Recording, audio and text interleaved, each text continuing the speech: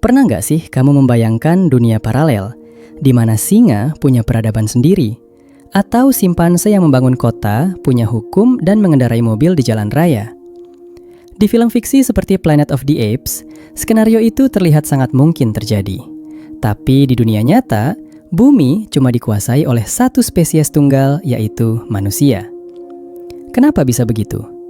Kalau alasannya adalah kekuatan fisik, kita jelas kalah jauh dari beruang atau gajah. Kalau soal emosi, paus dan lumba-lumba juga bisa sedih, bermain, bahkan menjaga sesamanya. Bahkan kalau alasannya adalah kecerdasan, jenis primata lain seperti simpanse bisa belajar bahasa isyarat, memakai alat bantu, dan punya ingatan jangka pendek yang lebih cepat dari manusia. Dulu, manusia modern bahkan sempat hidup berdampingan dengan manusia purba lain seperti Neanderthal, yang ukuran otaknya malah lebih besar dari kita. Tapi pertanyaannya, kenapa mereka semua tetap tinggal di hutan atau punah, sementara kita terbang ke bulan dan menguasai planet ini sendirian? Jadi sebenarnya, kemampuan apa yang dimiliki manusia, tapi tidak dimiliki spesies lain? Untuk memahami rahasia ini, kita harus melihat bagaimana hewan bekerja sama. Simpanse adalah salah satu hewan paling pintar di bumi. Mereka hidup berkelompok, berburu bersama, dan punya struktur sosial. Tapi ada satu masalah. Kelompok simpanse punya batas maksimal. Secara alami, satu kelompok simpanse jarang banget bisa melebihi 150 anggota. Kenapa? Karena mereka harus saling mengenal secara langsung. Untuk bisa bekerja sama, seekor simpanse harus tahu siapa yang bisa dipercaya, siapa yang dominan, dan siapa yang suka berkhianat. Mereka harus saling mengenal lewat interaksi fisik langsung, seperti saling membersihkan kutu. Dan hubungan seperti ini punya batas. Kamu nggak bisa membersihkan kutu dari 10.000 simpanse lain untuk membangun sebuah kota. Begitu jumlah mereka terlalu banyak, kelompok itu akan pecah dan mereka mulai saling perang. Hal yang sama terjadi pada lumba-lumba, serigala, atau singa. Kerjasama mereka terbatas pada siapa yang mereka kenal. Dan disinilah manusia punya kekuatan super yang tidak dimiliki hewan lain. Manusia adalah satu-satunya makhluk di bumi yang bisa bekerja sama dengan jutaan orang asing yang belum pernah mereka temui sebelumnya. Bagaimana caranya? Bukan karena kita lebih ramah, tapi karena kita punya kemampuan untuk percaya pada imajinasi kolektif. Hewan hanya bisa menceritakan realitas yang nyata.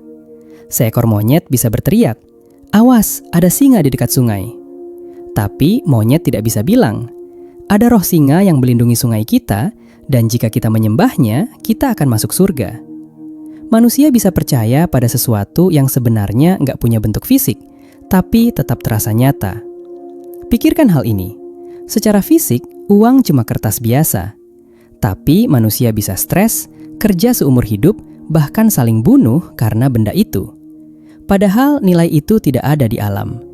Nilainya muncul karena kita semua sepakat untuk mempercayainya.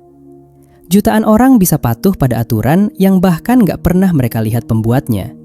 Bisa percaya pada batas negara yang sebenarnya nggak terlihat dari langit. Bisa rela mati demi simbol dan cerita yang sama. Dua orang asing dari belahan dunia berbeda bisa bekerja sama membangun roket keluar angkasa hanya karena mereka percaya pada bendera negara yang sama atau digaji oleh perusahaan yang sama. Spesies lain tidak punya kemampuan ini. Kamu nggak akan bisa meyakinkan seekor simpanse untuk menyerahkan pisangnya hari ini hanya dengan janji kalau dia akan dapat 100 pisang di surga nanti. Itu nggak akan berhasil. Karena hewan hanya mengandalkan insting dan pengalaman nyata, perubahan perilaku mereka membutuhkan waktu lama. Kalau hewan ingin berubah, mereka harus menunggu evolusi biologis selama ribuan bahkan jutaan tahun. Tapi manusia? Kita mengandalkan evolusi budaya lewat cerita. Hari ini manusia bisa hidup di bawah kerajaan. Besok kerajaannya runtuh, lalu semua orang mulai percaya pada sistem baru bernama demokrasi. Dan seluruh perilaku masyarakat berubah dalam semalam. Kemampuan mengubah cara bekerja sama tanpa perlu menunggu evolusi biologis inilah yang membuat Homo sapiens melesat meninggalkan spesies lain. Kita tidak perlu menjadi lebih kuat secara fisik. Yang menang bukan selalu yang paling kuat, tapi yang bisa membuat lebih banyak orang percaya pada hal yang sama. Dan ketika manusia purba seperti Neanderthal berhadapan dengan Homo sapiens, Neandertal mungkin menang jika duel satu lawan satu karena tubuh mereka lebih kekar. Tapi Homo sapiens bisa bekerja sama dalam kelompok yang jauh lebih besar. Dan dalam jangka panjang, kemampuan itu jauh lebih menentukan daripada kekuatan individu. Jadi, jawaban kenapa hanya kita yang berkuasa di bumi bukan karena kita adalah makhluk yang paling pintar secara individu. Di tengah hutan sendirian tanpa alat bantu, seorang manusia modern mungkin kalah bertahan hidup dibanding seekor simpanse. Keunggulan terbesar kita justru ada pada kemampuan kita untuk berhayal bersama. Kita mendominasi bumi bukan karena cakar kita yang tajam atau lari kita yang cepat, melainkan karena kita adalah makhluk pencerita. Namun kekuatan besar ini juga membawa tanggung jawab yang besar, karena cerita yang menyatukan manusia juga bisa jadi hal yang menghancurkan mereka. Jadi menurutmu, apa cerita buatan manusia yang paling berpengaruh di dunia saat ini? Tulis di kolom komentar ya.